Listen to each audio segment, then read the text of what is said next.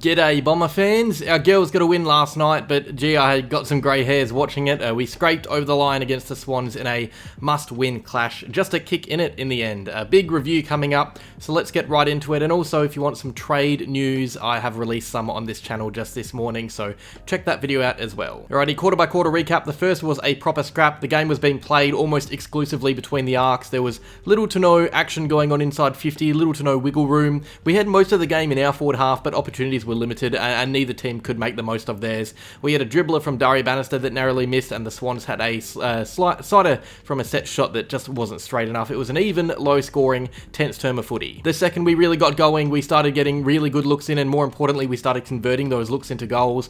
B.O.G Scott was awesome all night, especially early, and they kicked our first major, followed soon after by Elise Gamble, who kicked not one but 2 goals for the term. We held them to just a point and piled on 3 really important goals ourselves. At that stage, the game seemed to be a cruisy one. The third was a tense term. There were only 2 goals in it, 1 for each team. In fact, the lead didn't change from half-time, but there was some real feeling in the contest, highlighted by a melee on the 3/4 time siren, sparked, I believe, by our very own Maddie Prasparkas, who was under a very close tag from the Sydney Swans engine room. We led by 18 points, 3 goals at 3/4 time. The game seemed won. To Sydney's credit, they came hard in the last. They sniffed out the possibility of a win and came really hard to get it. They kicked 2 goals and had the ball living in their forward half. We went into full defensive mode to try and save the game, and luckily we did. It would have been a disaster if we lost, season over probably, but we got the win, a narrow win by just 3 points in the end. We won 27-24. So let's talk about this low scoring game of footy. How did we win? Well, all year we've been a fast starting team. Even when we lose games, we get an early lead, and it's all about how long it takes for the opposition to overcome it.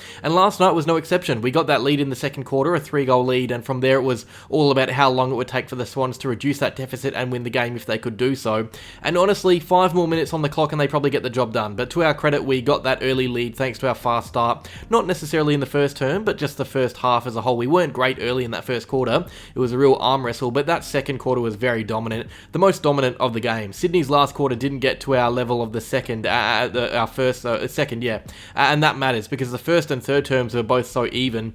We broke even in both those quarters, equal scores, and in the end it came down to how much we capitalised on our dominant terms when we had them. Each team, that is, and we were the team that added the scoreboard pressure into the game. We only just won, but we did deserve to win. Our midfield was really made to work overtime thanks to the tag Prasparkas was facing. She was battling through it, to be fair. I thought she was good, but it was good to see others stand up when she wasn't able to, and Steph Kane as well. She had a bit of a down night, our captain, but in their absence, girls like Brooke Walker and Georgia Nanscorn, and even my player of the match, B.O.G Scott, they were electric all night. B.O.G Scott, I'll talk more about them in the votes because they are my 5-vote player, but altogether I thought the team did really well to stand up when our best performers were down. That was pleasing to see because we could have come out and cruised to victory with Prasparkas getting 30 touches and a goal. That would have been expected, but we were really made to fight for this one. There are some bruised and battered bodies after it, but it's great experience for the players like Scott and Gaylor and these other youngsters who really had to come out and make a difference themselves. There weren't many passengers on the night, and that was really pleasing to see. This was a win we expected to get. We were heavy favourites going into the game, and maybe we were not good enough to get that big percentage booster that would have had us in the 8.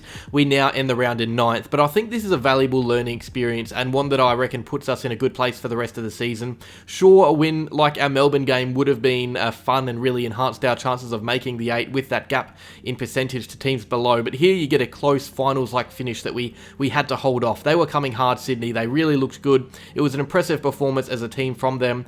As I said, 5 more minutes and they could win, but I think the way it panned out really worked in our favour for the long run. We get good experience, good body-on-body action. It was a bloody tough game of footy. There's going to be some sore bodies. B.O.G Scott had a ripper corky. I believe Elise Gamble dislocated her finger pretty badly before her goals, but they came back on and fought just as hard as the Swans to ensure we got the win. I liked this win. Not the most pleasing of the year, not the most attractive, but it was a good one. It keeps our season alive. I'll talk about it, our next match in a second, but first we've got to get to some votes. Alright, now my votes are a little odd, but there is a method to my madness. So 1 vote to Nanscorn, who I was actually originally going to leave out and give love to all the unheralded players, but then I thought it was silly because Nanscorn was great. She was our best midfielder on the night and had a lot of pressure on her with Prasparkas being tagged and Kane having a down night. 2 votes to Elise Gamble. Now, maybe not deserving of being called the 4th best player, but I feel like now's a good time to show her some love. She's been so good since moving from defence to attack. Without Too Good, she is our main marking target, and she kicked another 2 important goals to back up the 2 she kicked last week. 3 votes to Brooke Walker, who's in great form right now. She could have had 5, by the way. These next 3 are really tough to split.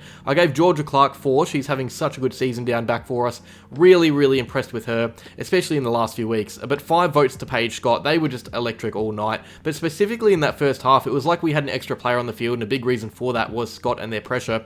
5 votes. Prespakis is unlucky, Maddie Gay unlucky, Amy Gaylor really unlucky. She's a gem, great player, but those are my votes. Quick look at the overall tally. Prespakis still leads despite missing out. She has 14, one more than Maddie Gay on 13. Nanscorn creeps up slightly to reach double digits. There's a log jam here though. Daria Bannister has 9, but after her we have Kane, Clark, Wales, Van der Heuvel, who's unfortunately out for the rest of the season with a knee injury, Scott and Walker. They're all very close together, and then rounding out the 10 we have Elise Gamble on 2. Those are my votes. That's my vote tally. Let's get on to a preview for the next game. The next game is a really important one for our season. We have a very short turnaround, but then again, so do our opponents, so it kind of cancels out. So this Sunday, we take on the Gold Coast Suns over in Queensland. They just lost to the Hawks last night, but to give them credit, they looked okay. They looked much better than they have all year. So the Suns are dead last. They're 18th on the ladder. They're yet to win a game. In fact, they've notched up a draw to their name, so a win could see them leave the bottom, but we need that win more than they do. More on the line for us. Their season is done. We need a win to remain in the hunt for finals, and if we manage to beat them,